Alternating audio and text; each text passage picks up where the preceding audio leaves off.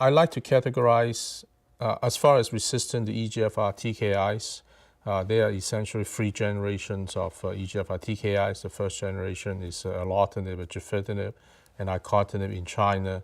The second generation is afatinib, and potentially dacomitinib will be approved based on the Archer 1050 study. And the third generation right now is only osimertinib.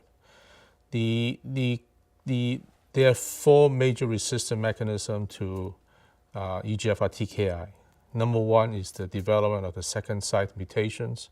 So for the first generation, we are looking at T790M mutations. For the third generation, we are looking at the C797S or other second site mutations in the EGFR gene. Second resistant mechanism is MET amplification. It has been demonstrated in first generation and third generation EGFR TKIs. Another resistant mechanism is small cell transformation, which has also been reported in literature from first generation EGFR TKI resistant and also third generation EGFR TKI resistant. The fourth mechanism of resistance to EGFR TKI is the appearance of receptor tyrosine kinase fusions or BRAF fusions. We published a paper recently in the Journal of Thoracic Oncology detailing about 31 patients who have both receptor tyrosine kinase fusions or BRAF fusions. And we have patient examples that combining osimertinib with alectinib in the patients who developed ALK fusions had clinical benefit for about 4 to 6 months.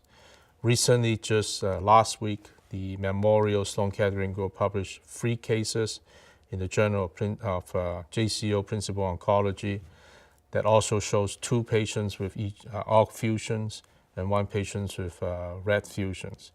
In the 2 cases of ALK fusions, they were able to successfully treat the resistant mechanism with both EGFR TKI and the ALK inhibitors.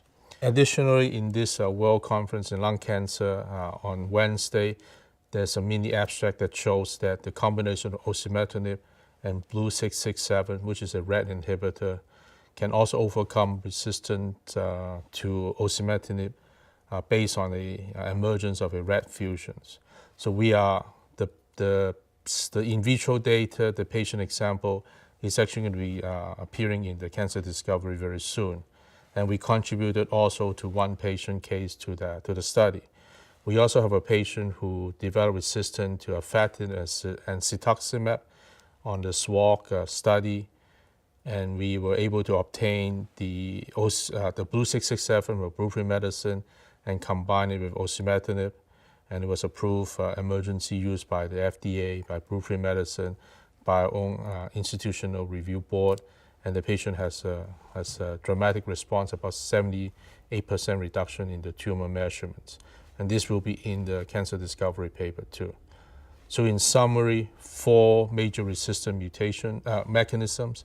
Number 1, development of acquired mutations in the EGFR gene. Number 2 is the MET amplification. Number 3, small cell transformation. And number 4, receptor tyrosine kinase fusions, such as ALK fusions, RET fusions, even ROS1 fusions, FGFR fusions, and NTRK fusions. So those are the 4 major mechanisms resistant to EGFR TKI. And the prevalence of this resistant mechanism, I think, based on the generations of EGFR TKI. If you have first generation T790M, is very common. If you have third generation resistance, such as resistant osimertinib, you may have the C797 mutation, you may have MET amplification.